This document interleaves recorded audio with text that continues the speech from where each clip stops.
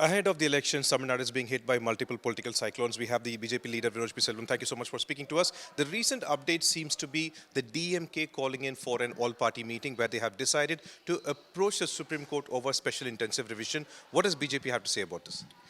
See, DMK has an habit of using people who have deceased people in the electoral rolls and voting for them, making bogus votes in the names in the past elections.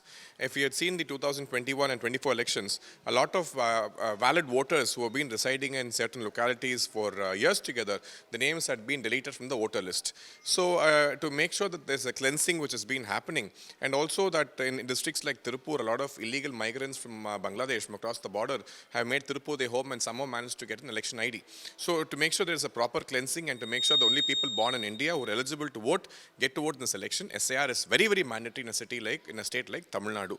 And the DMK opposing it is just going to show their mindset that they are fretting, they're scared, and they're anxious that the votes which they had polled in their names will not be able to do the same in this coming up elections, and that is why this very anxious move of the DMK is happening right now. When speaking to India Today earlier, TKS Elangovan, the organization secretary, said that migrant workers getting votes here is not acceptable for DMK because they would vote for their own leader. How do you see this statement? This is a very absurd statement to make. You know, the country as such is one, people are one, and people from Tamil Nadu migrated to Gujarat, they migrated to Maharashtra, and now they have become voters in those particular states and they have started to vote there. It's very similar to Tamil Nadu now, where people from other states have migrated here and made Tamil Nadu their home. So there's a very famous saying, Vandore Valavikum Tamil Nadu. And now TKS Elangovan statement is completely going against that, saying that they are only migrants and they can't get to vote here is a very absurd statement to make. It just goes to show the mindset of divide and rule of the DMK and how they have been winning elections over the past, but this time that's not going to be happening. DMK's ally Tirumavalavan, while speaking yesterday, he has called TVK not participating in this all-party meeting. How do you BJP see that?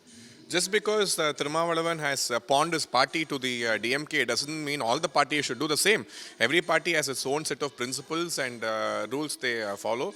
Unfortunately, parties like the Congress in Tamil Nadu, the VCK and the Communists have literally sold their souls to the DMK, and expecting all other parties to do the same will not be happening, so hard luck to Tirumavalavan.